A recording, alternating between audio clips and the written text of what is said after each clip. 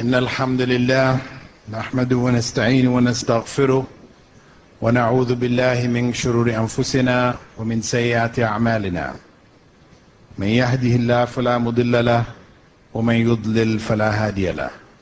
وأشهد أن لا إله إلا الله وحده لا شريك له وأشهد أن محمدا عبده ورسوله.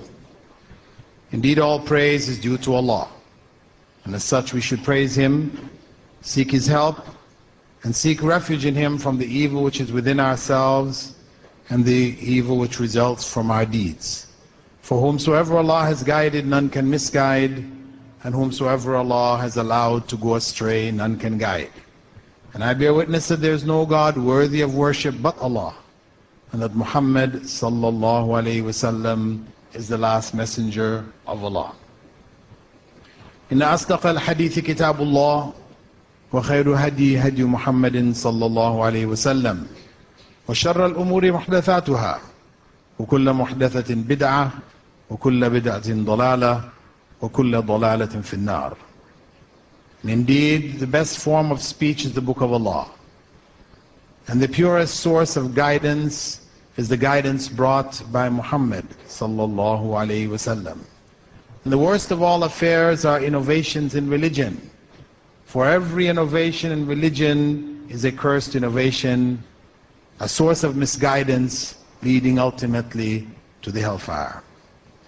The topic of this evening, hijab, a religious symbol, a question which is raised due to the current state of politics in different parts of the world, not only in the West, where we have heard about it most recently, but actually within the Muslim world itself, in Turkey and Tunisia, where the wearing of the scarf, the headscarf, commonly called hijab, is forbidden in universities and other governmental institutions. The point that I would like to address this evening is that when one takes a practice out of context, it will appear strange. It is natural that it will appear strange. So to the Western eye, this idea that women should cover their beauty, cover themselves, appears to be something strange, something which is going against the flow of globalization, modernization, technological development, and everything else. The reality, of course, is that for us to understand the hijab, we have to look at it within the context of the religion of Islam itself. A religion which governs all aspects of life. It is not something which a person practices one day a week. It's the personal and individual decision of the individual person, but it is the way of life of a whole society, a way of life which Islam teaches was revealed by God, first and foremost with the creation of the first human being on this earth, Adam, and his wife, Eve. And all the subsequent prophets who arose amongst humankind, missioned by Allah, by God, the Almighty, to convey to humankind a message from Himself as to how a human being, male or female, should live their lives. This way of life, which God taught the prophets, and the prophets conveyed to the various peoples to whom they were sent, this way of life is known in Arabic as Islam, submission to the will of God. We believe as Muslims that there was only one religion which was revealed by God. He did not reveal a variety of different religions, so people follow different beliefs and different practices and are at odds with each other. No. God is not the author of confusion. He wants people to be guided to live the way for which He created them. So that religion, which is a comprehensive way of life, has a legacy which we can see today in various parts of the world. That legacy is a legacy of modesty, one which appears in the story of Adam and Eve.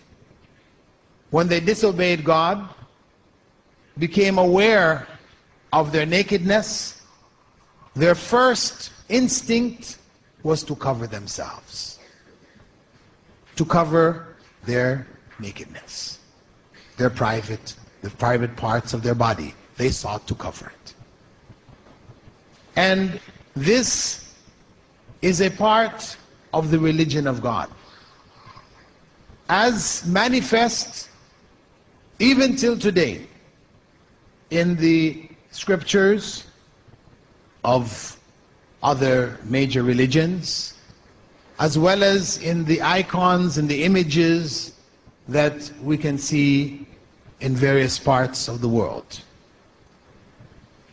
The West, which currently raises the biggest objection to hijab, when one looks in Christian tradition, one finds all of the images where the mother of Jesus, the women around Jesus are portrayed wearing hijab. And even when one looks at the garments, even of some of the other ancient societies, whether Egypt or Greece, etc., though they did go through periods of laxity and nakedness, you will still find a basic core of covering the body parts in a modest way. So, modesty in general, when we go throughout the world, is a part and parcel of human society. That people should cover elements of their bodies. And if we look at the actual definition of modesty, according to Webster's 20th Century Dictionary, it states, not displaying one's body. That is the fundamental meaning of modesty.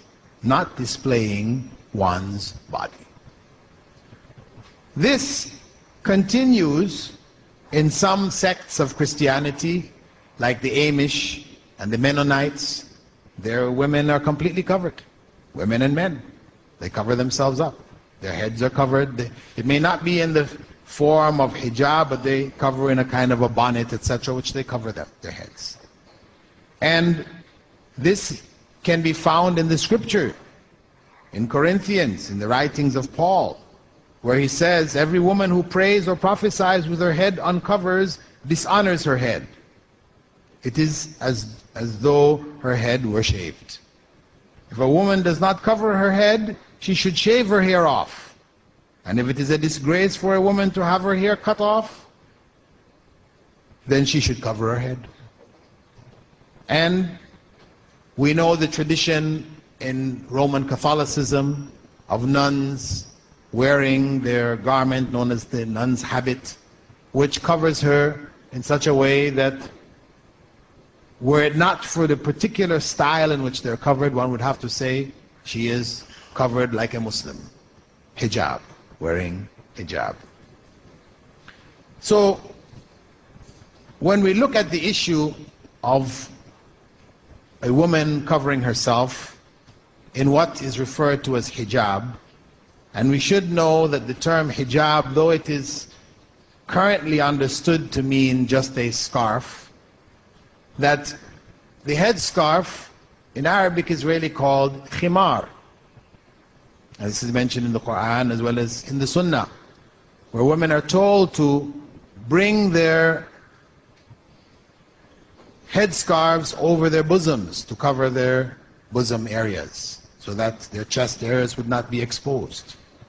Because the wearing of a head garment was known in Arabia. People did wear it. But they wore it in such a way that it was to the back and their chest areas were exposed. They didn't have buttons and things, so necks were cut and body parts tended to be exposed. So the Quran instructed that the headscarves would be brought over the bosoms and they would be covered. Where we do find the term hijab in the Quran, it refers to a barrier between the salt waters and the fresh waters. We find it also referring to a veiling for the wives of the Prophet, may God's peace and blessing be upon him, so that none would see them, because they were not permitted to marry anyone after the Prophet, so that no feelings etc. would develop. They were veiled from the public except for their relatives. However, the term hijab, it, as I said, has come to refer to the headscarf. So the headscarf is only an element of hijab. And really, the concept of hijab involves covering a woman completely. According to most scholars, it is, except for face and hands. According to some scholars, it is also including the face. But covering her completely when she's outside of her home, as well as covering her from males who she could marry within her home. Because the hijab, although people are commonly looking at it as being just the outer garment that is worn when they go outside, when a woman goes outside, but also within the home itself. If she's in the home and she has, for example, a brother-in-law, I mean, she must veil herself from him. She cannot appear in a way which would expose her body, whether in the form of dress which is revealing, etc., in front of such individuals. She has to treat that individual who is a brother-in-law, but whom she can marry, just as any other person on the street with regards to veiling herself, maintaining a veil. A veil which is physical, in the sense that her body should be covered, but it is also a veil which is emotional, in that she hides her emotions. She does not expose her emotions when she speaks with people who are marriageable people. She speaks to them in a business-like way, not in a seductive way, with a lilting voice, etc. This is part of hijab, you could say, from an emotional perspective. And even on an intellectual level, she should also maintain her hijab from the perspective that she is conscious of the importance of modesty. She understands the principles behind the covering, that it is not just a cultural hand-me-down, which she does because her mother, female relatives, did it in her place, in her tribe, in her nation, or whatever, they do it. But she does it because she has understood that it is a requirement from God. It is done with an understanding. And she understands from a religious perspective that when she wears her hijab, she is worshipping God with it. So it is a means of worshipping. So it is a very comprehensive hijab or veiling, not limited to the physical act of wearing a particular cloth. A cloth which, due to the exaggeration of secular Western societies, have turned this into an issue done by young girls which would shake a whole nation. young girls put on a scarf and go to school and the whole nation shakes. We have to ask ourselves why? Why should the nation shake when young Muslim girls wear this scarf? Because it's only for Muslim girls. Why does the issue of religious symbolism come into play? Where the state argues that excessive display of religion is not tolerated. So a Christian girl, if she wears a small cross, it's okay. But if she wears a big cross, which is 2 feet by 1 foot or something, then no, she's not allowed to wear it. But who wears crosses like that anyway? So for the Muslim woman or young girl, she puts a scarf on her head and immediately this is an excessive display of her religion. It is a symbol of religion. It has come to us be associated with religion, and Islam in particular, because of the awakening which has taken place in the Muslim world in the last 50 to 25 years. In the era of colonization of the Muslim world, many women removed their veils. As men changed their dress to become acceptable to the colonial regime, women were also encouraged to change their dress so that they would also be acceptable to that colonial regime. But with the rise of Islam in the 20th century, the most obvious sign of its return was the woman wearing the veil, covering herself with a headscarf as well as covering her body, etc. So it became identified as a symbol of fundamentalism, fundamental Islam, extremism, when in fact it is basic to Islam. So basic that we have the clear statement, for example, in Surah Al-Ahzab, the 33rd chapter of the Quran, verse 59, يَا أَيُّهَا النَّبِيُّ قُلْ لِأَزْوَاجِكَ وَبَنَاتِكَ وَنِسَاءِ الْمُؤْمِنِينَ يُدْنِينَ عَلَيْهِنَّ مِنْ جَلَابِيبِهِنَّ ذَلِكَ أَدْنَىٰ أَنْ يُعْرَفْنَ وَلَا يُؤْذَيْنَ. O Prophet, tell your wives, your daughters, and the women of the believers to cast their outer garments over their bodies. That is best in order that they be known and not be harmed.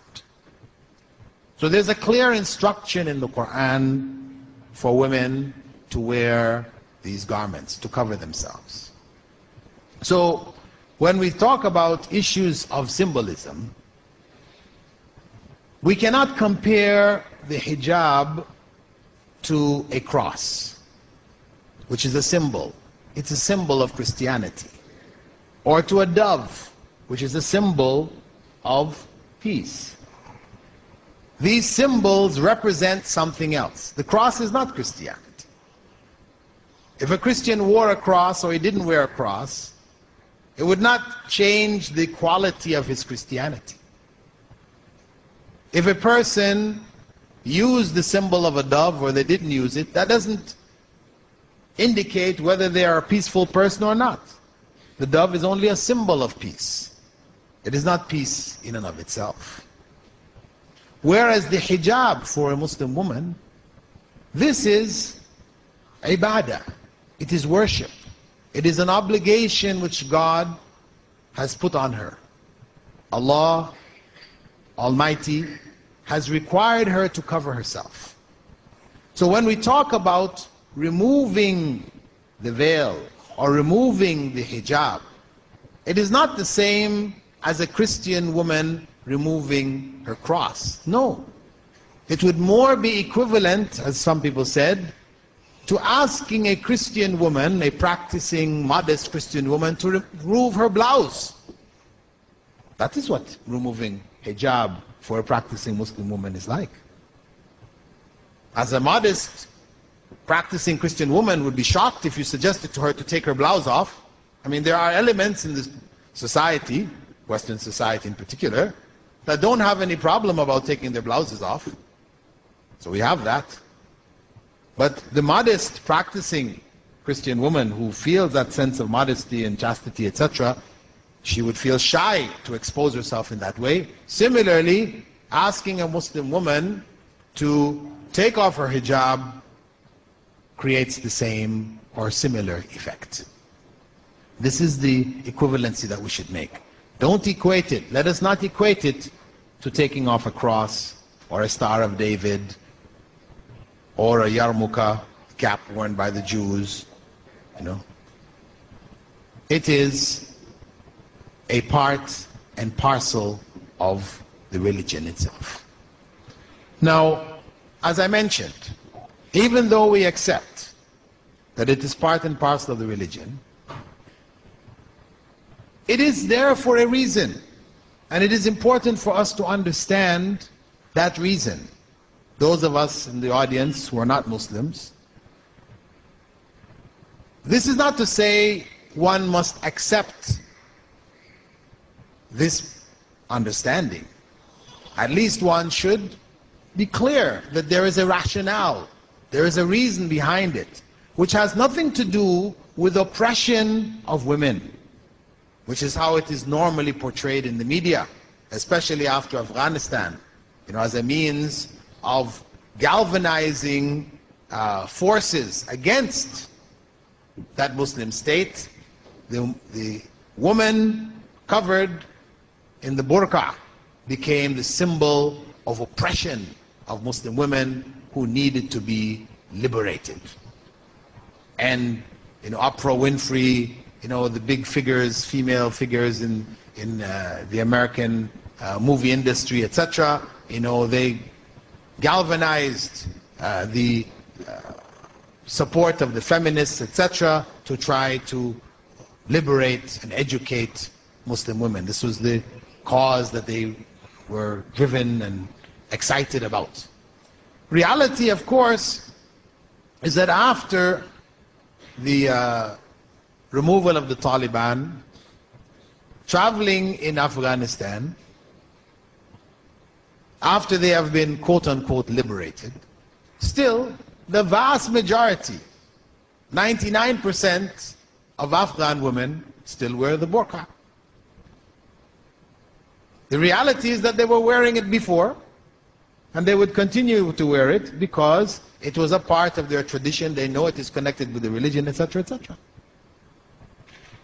So the issue of the veil, the covering of the Muslim woman, should not be looked at as an imposition. Yes, it may be there legally in the Sudan, in Saudi Arabia, in Iran, some Muslim countries. It is a part of the law of the country that women cover themselves. And in fact, that is Islamic law. So it is not an extreme element amongst Muslims who would wish to require it according to state law. It is according to Islamic law. And every country, every society has dress codes. Even in the most liberated of Western societies, women and men are required to maintain a certain minimum of dress in public. Yes, some do allow in limited areas, nudist parks, nudist colonies, nudist beaches, etc. We do find this element there, but in general in society, people are not allowed to walk without any clothing down the main streets. Yes, we do find it in India. There are elements amongst the Hindu priests who believe that the highest way of worshiping God is to go back to one's natural state. So they do walk. You will find in certain parts of India where these priests will come walking into town. They usually stay out in the outskirts in their hermitages or whatever, but they do come in from time to time walking down the main streets stark naked. No. But this is unusual. This says something about Hinduism. But anyway, it is not the norm in most societies. Right? Most parts of the world, people do have dress codes which they're obliged to follow. The fact that Islam sets the dress code at the hijab level, one needs to understand what are the principles behind it. If it is not oppression, if Muslim women are not obliged to do this, and we should keep in mind the fact that Islam is the fastest growing religion in America, in Britain, in France, in Germany, etc. And in America in particular, where they have estimated the numbers of people converting to Islam at close to 400 people per day. 3/4 of them, meaning 3 out of every 4, are women. We're talking about American women who have grown up with a liberal view with regards to clothing oneself, choosing to cover themselves. So were it oppression, it should become evident in the context of America and Britain and these other Western countries. But in fact, what we find is the opposite. Women, when you read the writings of women from the West who have chosen to cover themselves, you will hear them using the term liberation. That it liberates them from the oppression of fashion, the fashion industry, which oppresses the woman to the degree that she has to spend so much of her time, fixing this and fixing that, and pressing this and pressing that, and sewing this and buying this and wearing that, and it frees her. She can leave her home if she wished, having just gotten up out of bed and walk out. Nobody knows any difference. She's not obliged to comb her hair in such a way and this and that and go. No. It liberates her. So when we go and look within the context of the Quranic verse which I mentioned itself, we find in it the reasons which God has prescribed for women to cover themselves. He said there, يُدْنِينَ عَلَيْهِنَّ مِنْ جَلَابِبِهِنَّ ذَلِكَ أَدْنَى أَنْ يُعْرَفْنَ وَلَا يُؤْذَيْنَ. Let them cast their outer garments over themselves. That is best in order that they be known and not be harmed. That they be known and not be harmed. 2 principles. That they be known. Known. That the hijab is a costume or a uniform which identifies them. As in every society, there are costumes and uniforms which identify people. The policeman wears a particular costume, so you know this is the policeman. The doctor wears a particular costume, you know he's a doctor. You go into the hospital, you don't go to the orderly or somebody who's cleaning the place and ask him to do a heart operation for yourself. No, he's not wearing that long white coat, you don't ask him for those kind of things. Similarly, the construction worker, he's required to wear a certain kind of helmet, certain kind of boots, etc., etc. Why? That he be protected from harm. That he not be harmed by falling bricks or whatever. So what you find is, in general, there are a variety of uniforms people wear to either identify themselves or to protect themselves from harm, or both. So the dress of the Muslim woman is first and foremost, as we said, one of her ways of worshipping God. It is ibadah, it is worship first and foremost. That's why she needs to know why she's doing it, and she needs to do it according to how it is prescribed, not just how she feels. So it becomes ibadah, or worship of God. That she be known. She be known as what? Because some people mistakenly think that when a woman wears her hijab, it's that she not be known. And this is why, unfortunately, many Muslims, or a number of Muslims, coming from this part of the world, will go to the West and transform themselves. It's a phenomenon which I observed when I was first in Saudi Arabia studying.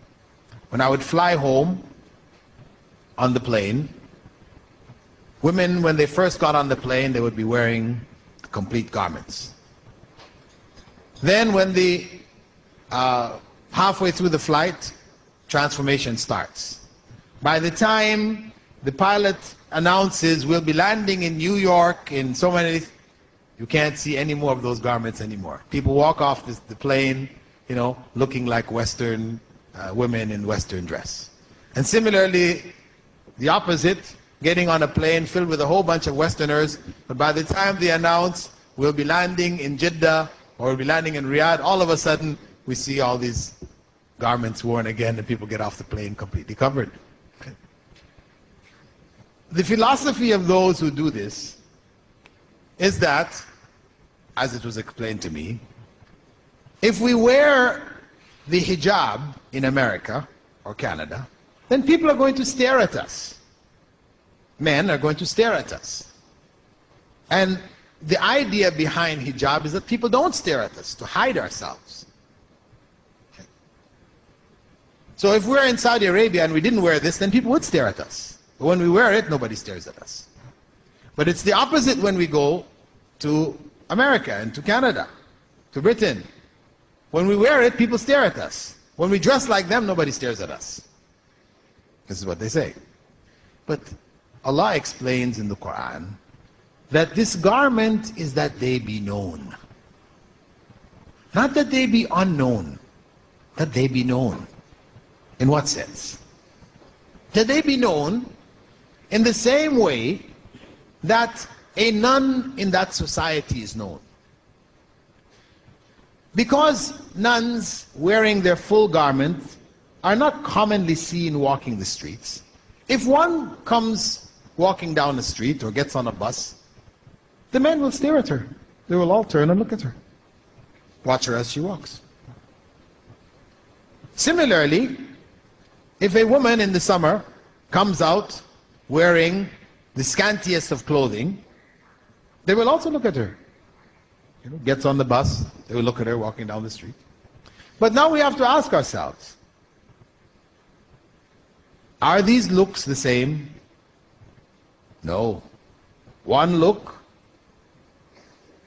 has one meaning, the other look has another meaning. When they look at the nun, they are looking out of curiosity. Strange, she's all covered up. But they don't have behind it any kind of desire. They know that this person is unapproachable. This is a holy person. And truly, when I first came into Islam in Toronto, and my wife started to wear hijab, covering herself with a scarf, when we used to get on the bus, people used to jump out of their seats and offer her a seat. They thought that she was some kind of, nun. And some people even asked her, what order of nuns do you belong to? So there was this respect. And that basically, when a Muslim woman wears her hijab, this is the kind of respect that she is seeking. That people, males in particular, would not offer, would not approach her in a sexual way, in a way which is unacceptable Islamically. No. If they have to deal with her, they deal with her in a business-like fashion. As a person, not as a sexual object. Which is the sad state of females in general in the West. In Western society. They have become sexual objects. They are used to sell products. If you want to sell the latest Corvette, what do you do in your ad? Do you talk about how big the tires are? How fast it goes? How long it takes to go from 0 to 60? The size of the engine? That may be there in small writing. But the message, when they show that image in the magazine, is a red Corvette with a woman lying on top of it in a bikini. This is the message. You want to sell your Corvette? This is how you sell it. Any car, any product, you sell it using the female body. So Islam rejects this. This is unacceptable. This is dishonorable. This is exploitative. No, a woman should be honored, held in an honored position, and not turned into a sexual object. So her dress is a fashion statement that she is not to be treated in that way. She makes a clear statement to the society around her. Similarly, this dress is to protect her from harm, as Allah said, as God said in the Quran. وَلَا يُؤْذَيْنَ, that they not be harmed. The harm refers to what happens to women in a society in which they are not veiled. Women, when they come in contact with men. And of course, the blame lies on the men, primarily, because all of the harm, or 90% of the harm, is males harming females. Whether it's in the military, how many staff sergeants are now being charged for raping their female soldiers under their command? You know, large numbers of decorated heroes, war heroes, charged with rape in the military, the Air Force, the Navy, in the medical profession. How many doctors are being charged for abusing their position with female patients? Whatever profession one goes into, where males and females are mixing, women are writing books about the harassment of women on the job. Harassment which is not abating. Harassment in a society where people have ready access to sexual gratification. There's so many products, clubs, a variety of other means that people have, yet women are.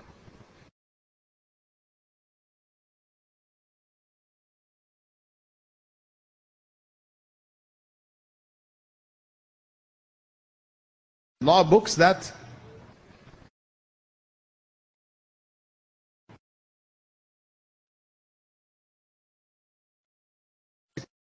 very severe punishment.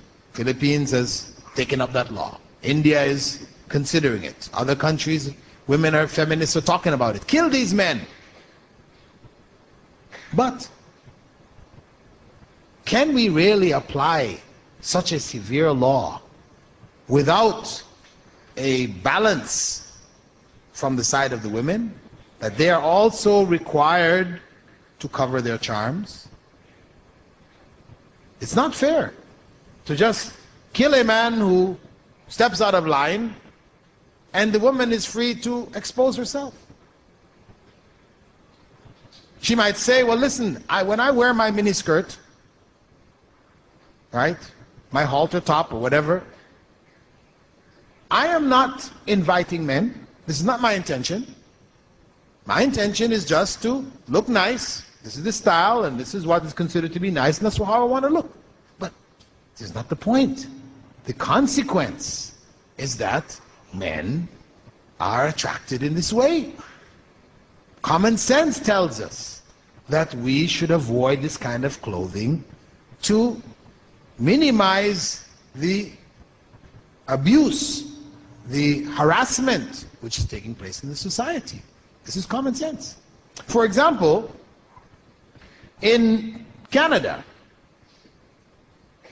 some years back, maybe about 5 years ago, women argued for the right in summer to walk the street topless. Since in summer men commonly will wear shorts and go walking down the main streets topless, right? They call it bare-chested. They said women should have the right to do that, because if a woman did it, she would be arrested for lewd conduct. They said, why? Why should we be arrested for lewd conduct when the men are able to do this? You know, men and women are equal. No, that's what we said in the Constitution, they're equal, so we should have the right. They argued and won. In Ontario, Toronto and the rest of Ontario, it is permissible for a woman, in summer, because this is when they would do it, to walk down the main streets topless. However, since that law was passed 5 years ago, there is no record of a single woman doing it. Why? Common sense tells them that if they did it in public, going down the main streets, they would suffer. They would suffer. So they choose not to do it. That's common sense telling them. So similarly, when we talk about dress, we should keep this in mind, that women should be required to cover themselves, and at the same time we should have strong laws dealing with those who are involved in rape, who would harm women in this way. And there's an article I have here, which is from the USA Today, called Men, Women and Sex, We Need Your Help. Darren Snyder, a reporter for USA Today, non-Muslim, he's writing, he says, do your skirts have to be so short? Do your jeans have to be so tight? Can't your clothing be less provocative? He's a non-Muslim writer. And he goes into discussing the need on the part of women who complain about harassment of men, that they should also dress themselves in a more modest way. And he actually states in here, he says, talking about the men first, and he puts the blame, he says, yes, men, it's men's fault. He says that that's the men's fault. But he says, it's a difficult dilemma for women. Many men have one-track minds. Even if women wore bed sheets and drapes, some men would still be able to indulge in whatever visions tickle their fantasies. But if you dressed, say, in long flowing, loose-fitting garments, like some traditional Muslim women, you don't have to cover your face in my book, he said, this is him. It would be easier on men trying to overcome the entrenched notion of man as a sexual hunter-gatherer. He said, men need your help. Our spirit is willing, but our flesh is weak.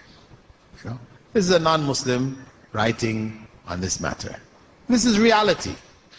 So when we look at the rates of rape, for example, in North American society, where if we just look at 3 years, 1994, 1995, 1996.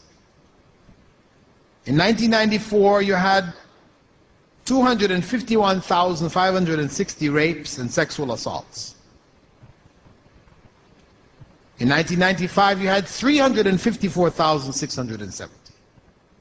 In 1996, you had 432,000, sorry, what figures am I using here? First one was 251,560 in 94, 354,670 in 95, and 432,330 in 96. We're jumping almost by 100,000 every year. This is a trend which you can extrapolate backwards to the turn of the century, so that the graph appears to be going down. It's rising as we go forward into the 2000 and 2001, 2002. If we look at that graph, and we look at the graph for women's clothing from the turn of the century, where women used to go bathing in full dresses in America, Women went bathing in full dresses. And men even covered themselves completely. Till today, where people go bathing virtually naked, wearing bits and pieces of clothing. They call it bikinis and a variety of other things, but in fact they're virtually naked. You see a graph going in the opposite direction, going from fully dressed to fully undressed. Rapes going from few to many. There is a correlation. Yes, there are figures which have to do with rape, and yes, that it tends to happen amongst those people who are in the families, etc. It's not that the strangers are fewer, but even amongst the strangers, I'm just saying that the rate of strangers committing rape is on the rise. And if we put rape aside and just go, and the figures they have in America, they said every minute 5 women are raped in America. Every minute 5 women are raped in America. Leaving those figures aside, just go to the harassment. The reality is that harassment is on the increase. So, harm is directed at women in a very obvious way. Islam prescribes the hijab, the garment to protect the woman, and also to identify her in the society.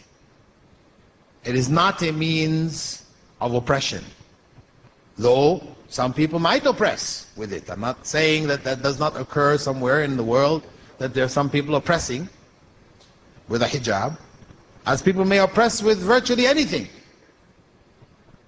But as a basic principle in the religion of Islam, it is not a principle of oppression, but one of protection and identification. It is one in practice of liberation for the woman, as we said, from the oppression of the fashion industry. And if we look at the goals of dress in general in Muslim society, we find that the first goal is the covering of the private parts. Second is the protection from the elements. And third is beautification and attraction. Primary is covering the private parts. Secondary, protection from the elements. And thirdly, beauty.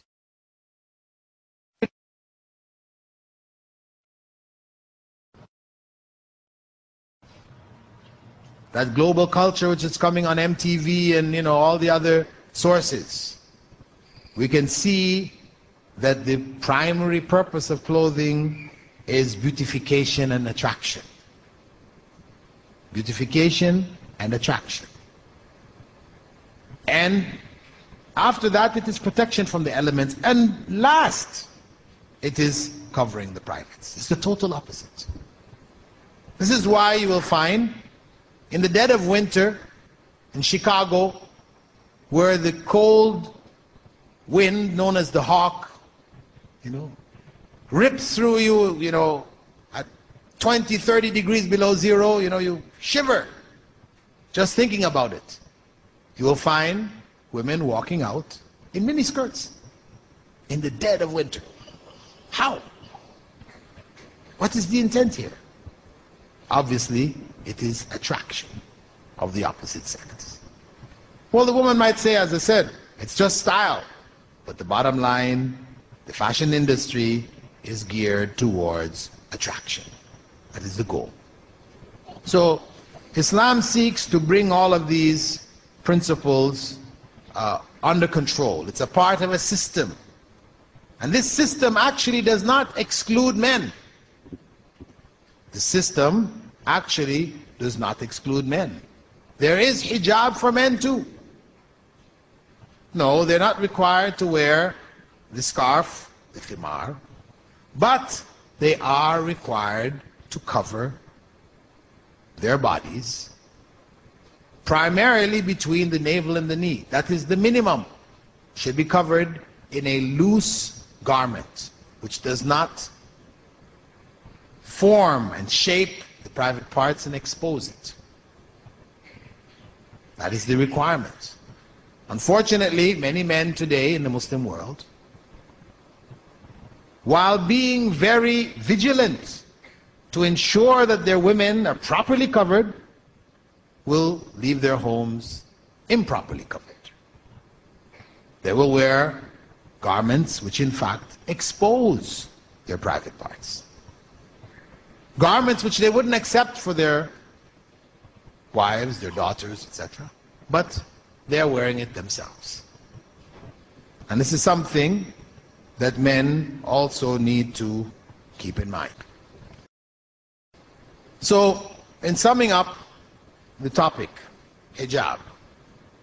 Hijab, as it faces the secular system which is now being globalized. Secularism which seeks to remove religion from all elements of government and public policy. Which says basically religion are all the same. You can follow whichever one you wish, but don't use it as a symbol. Don't symbolize it in public, schools, etc. This global culture which is coming finds in front of it the Islamic culture. There's a clash, head-on clash. Islamic culture which requires that a woman cover herself. This is a part of the religion.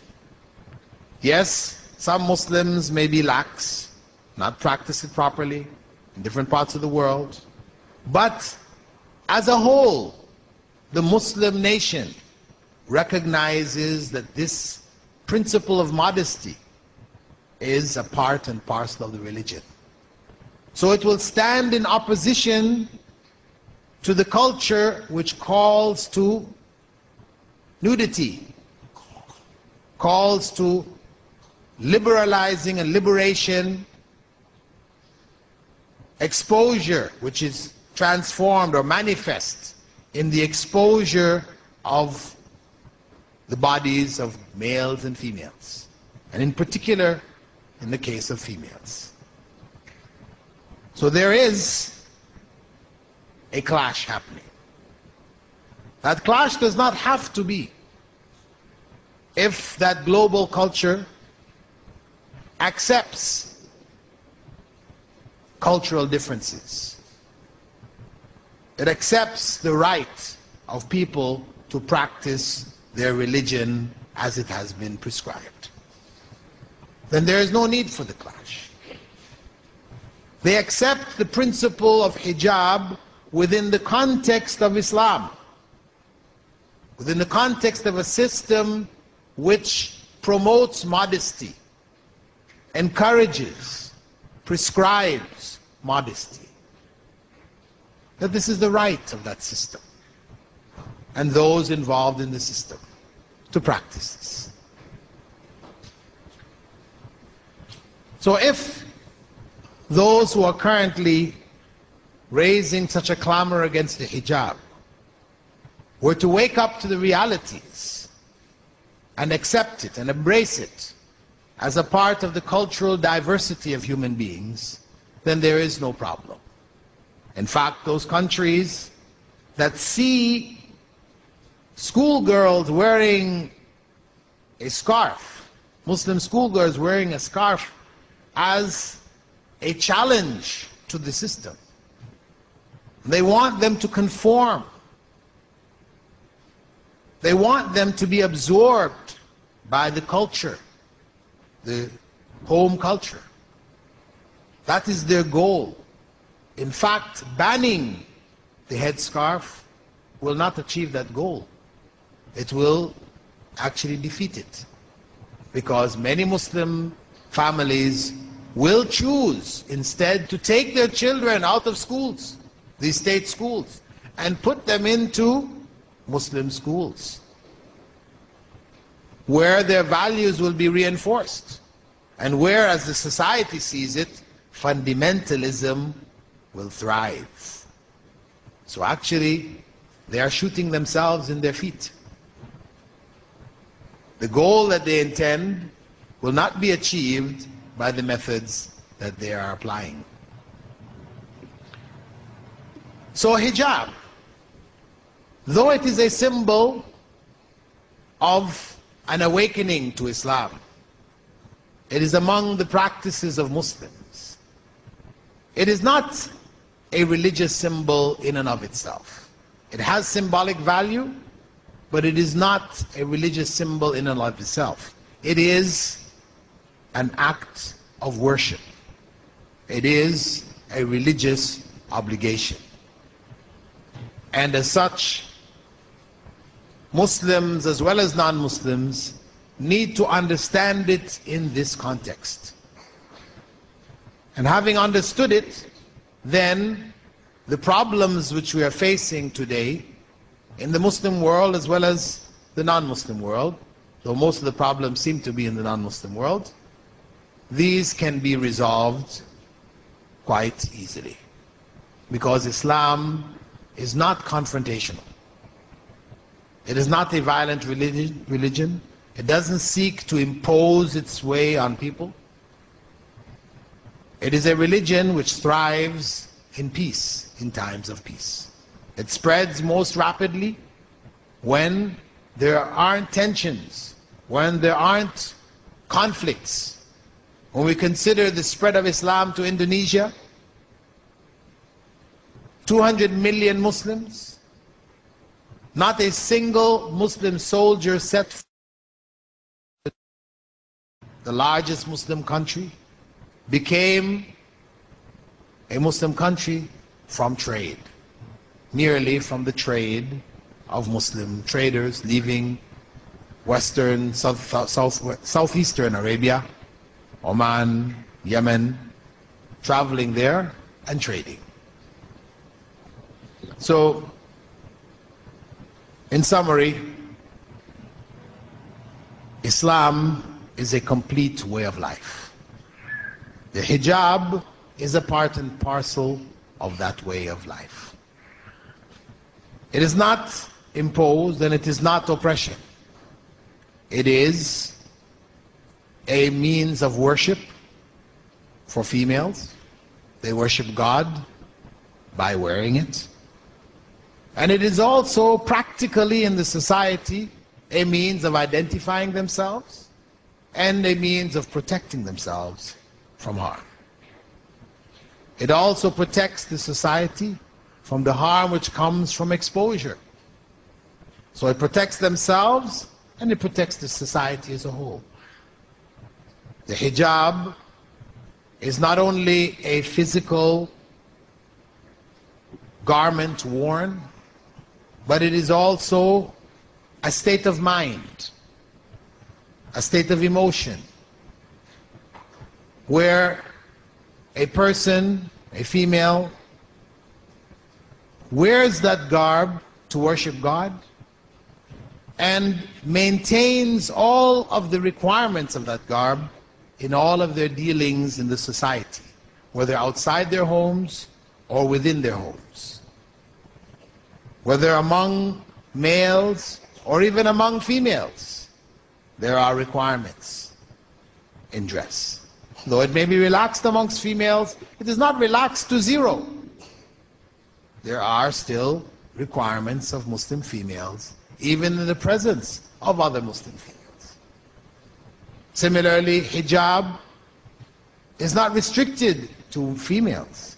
It is also a part and parcel of male dress. There are requirements, hijab requirements of modesty, of covering, of maintaining an even keel in the society with regards to sexuality, sensuality, that it is kept under control.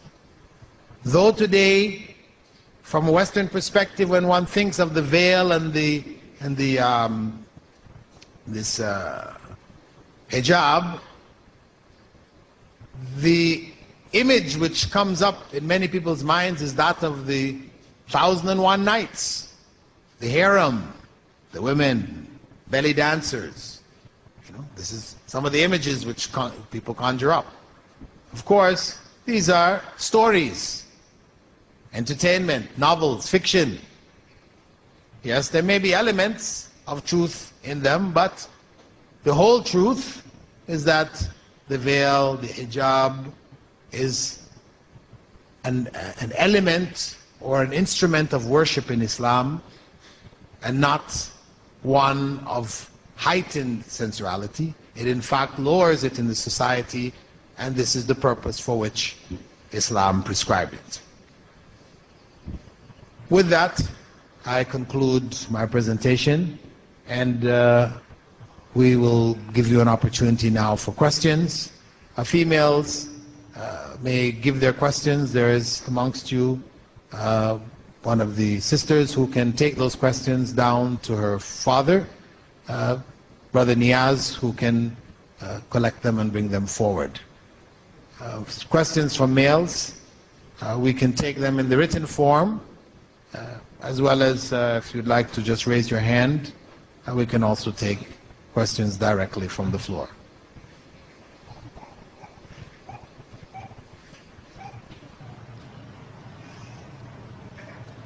Go ahead.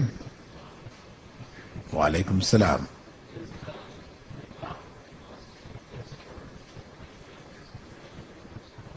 Okay, brother's question concerning niqab or the face veil. Is this a must and a requirement for Muslim women? Well, this is an issue over which Muslim scholars have differed. Some hold that it is not an obligation, but those who hold it's not an obligation hold that it is a strong recommendation. And others hold that it is an obligation.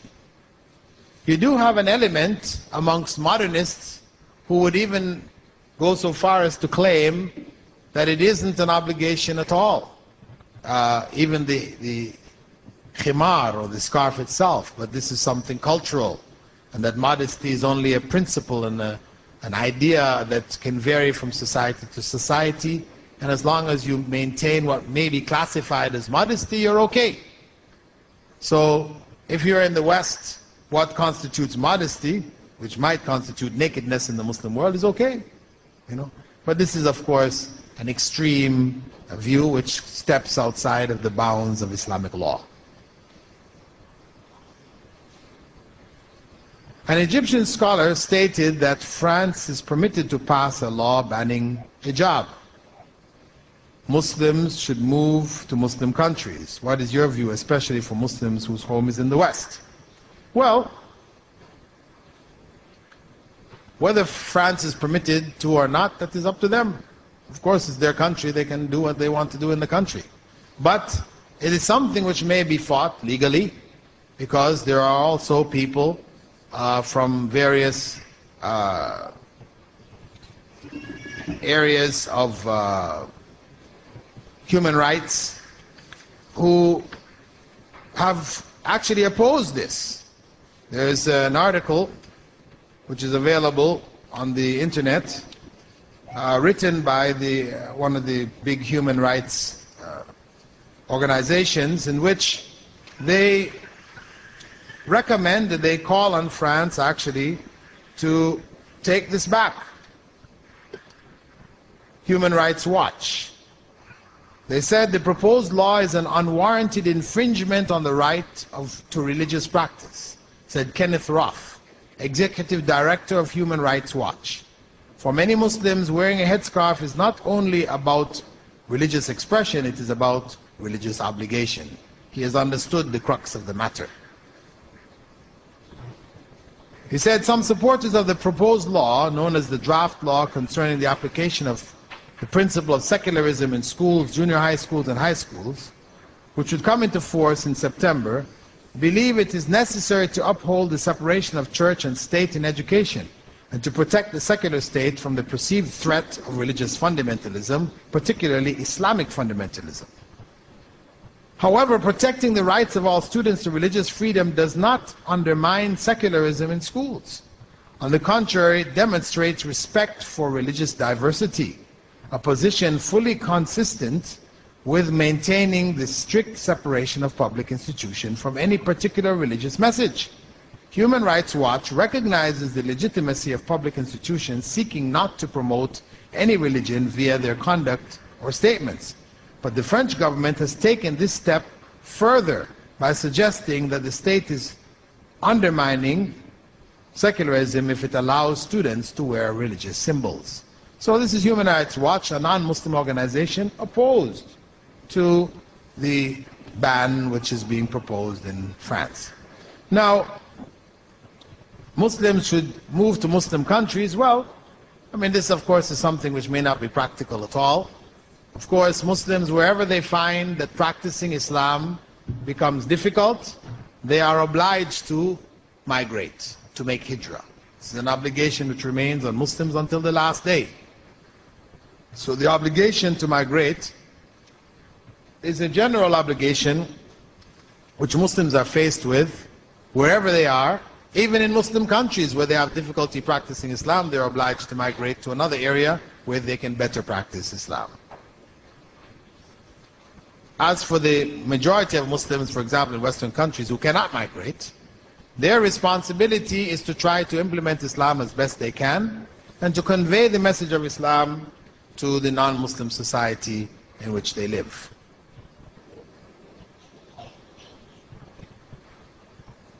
In case a woman is alone in her home, what clothing should she wear? Well, if she's absolutely alone, of course,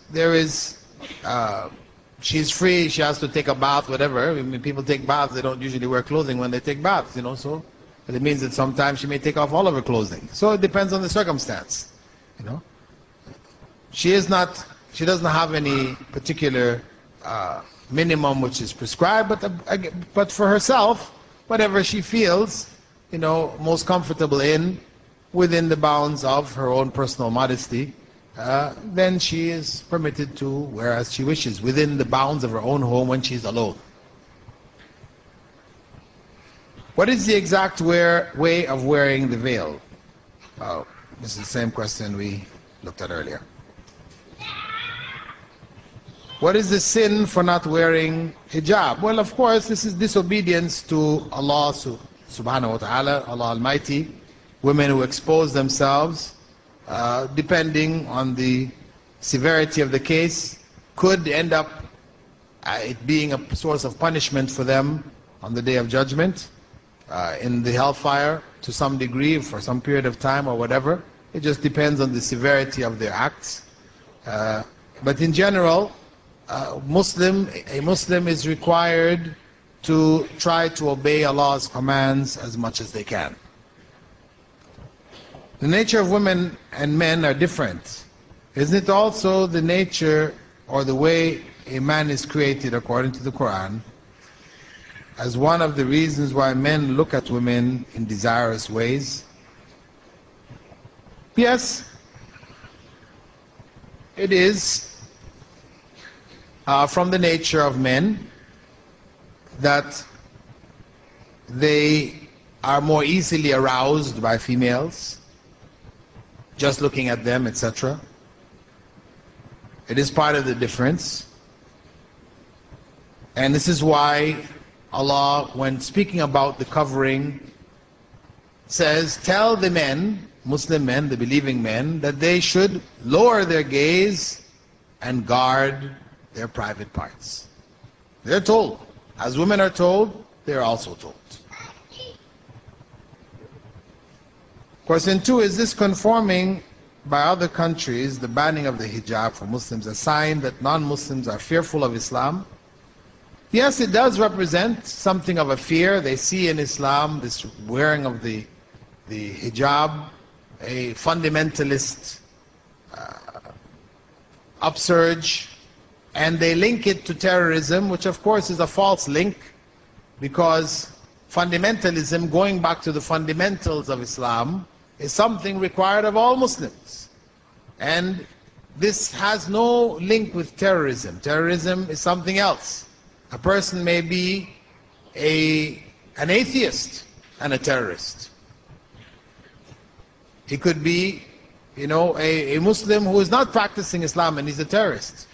It doesn't necessarily link with practicing Islam. So it's a misunderstanding on the part of many people in the West, unfortunately promoted by the media, that fundamentalism means terrorism. If women wear complete hijab, covering the face, then identification will be difficult, as per the Prophet saying that they should be identified when she goes with a man. Well, I don't know about that saying. In fact, the idea is that she is not identifiable, easily identifiable. It is sufficient that she knows who her husband is and where they have to meet. It is not necessary that the husband be able to identify his wife, when she is amongst other women in a similar dress. This is not a necessity. Some parents say, I will leave it up to my daughter to decide. What do you have to say to them? Well, this is a mistake. This is a mistake. It is something which Allah has already decided. So to say, I will leave it up to my daughter to decide, is to go against the commandment of Allah. Is to give the right of decision which belongs to Allah to your daughter. This is a big mistake. Of course, many Muslims who are not applying Islam properly find themselves in a difficult situation when they recognize culturally that a girl has now become a young woman and she needs to be covered, and they ask her to cover and she doesn't want to. They have to struggle with this. Then they say, okay, I'll leave it up to you. But the reality is that the Prophet ﷺ said, teach your children prayer by the time they're 7. علموا أولادكم الصلاة بسبع. Teach them prayer by the time they're 7. Teaching them prayer involves teaching them hijab. Because to teach a young girl how to pray, it doesn't mean the physical actions alone. It means the dress that accompanies it. That she must cover herself accordingly what is acceptable for prayer. And she learns that dress from the time she's 7. By the time she reaches puberty, you'll not have any problems encouraging her to wear the hijab, because she'll already be doing it. Maybe not as complete, maybe at that time she wears it in the most complete sense. So that only becomes a problem for those people who are not following the prophetic instructions.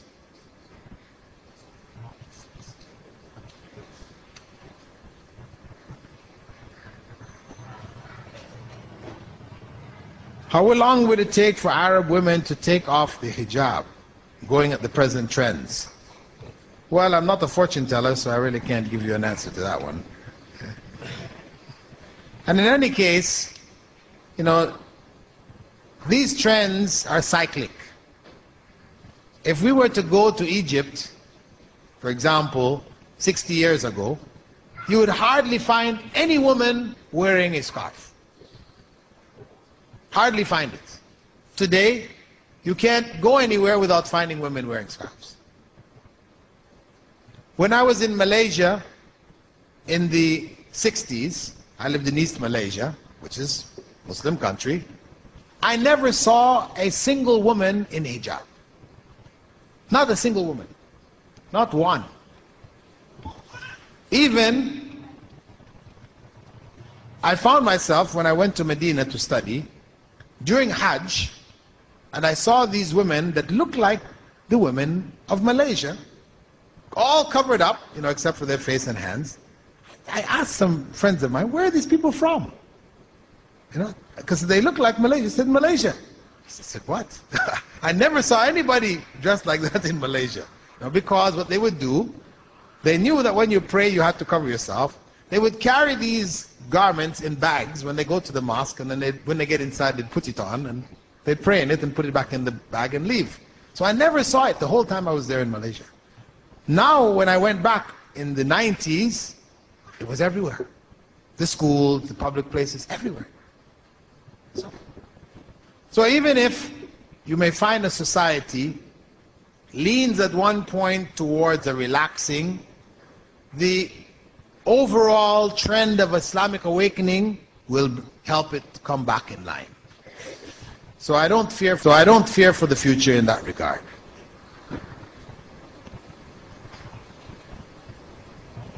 Question.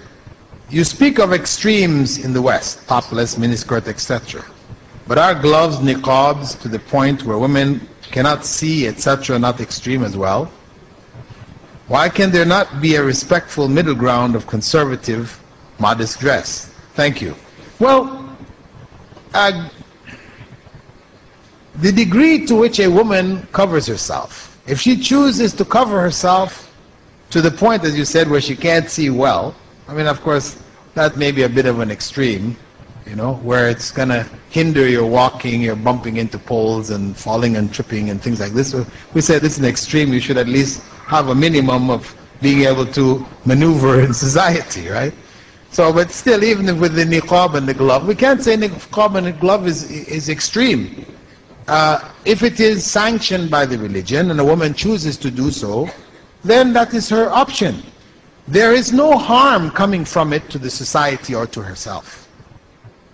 There's no harm coming from it to the society and to herself. In fact, one recent study, a doctor I was reading talking about societies where women wear the face veil have fewer incidences of nose and throat infections because it acts as a screening out. So there's benefits, in fact. Now, if we go to the other extreme, you know, where people, the topless and the miniskirt, we say there's harm, there's obvious harm there, you know. So where are we going to find the modest means? Okay, what do you consider modest? What you consider modest, another person may not consider modest. You know? So we have difficulties. If it's left to the individual to decide, then we have problems. This is why, as Muslims, we say, leave it to God. Let God decide. Because we really don't know what's best for us. So this is the Islamic approach to it. As I said, abuse of women, you know, harassment of women in general, sexual harassment of women, which sometimes may reach the point of rape, and many other times it's not to that point. We do, common sense does tell us that this is going to be related to clothing.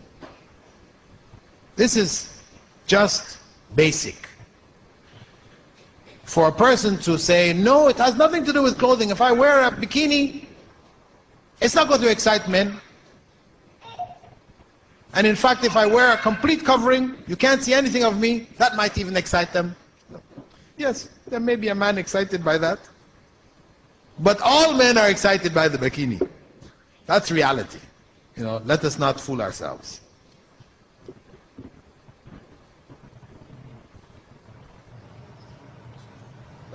Okay, our time's running out. We have hit the hour of 10 o'clock. And though we have a number of questions remaining, what I can do is maybe I'll save them for the center. We can answer them at the Qatar Guest Center, where we have regular classes in the evening. I have regular Friday classes there. I can answer some of them in my question and answer period, because the time will not permit going through all of them. And if you didn't receive a brochure before leaving, please collect one, which informs you about the Qatar Guest Center, which is the main body involved with setting up this program. And inshallah, we'll be having other public programs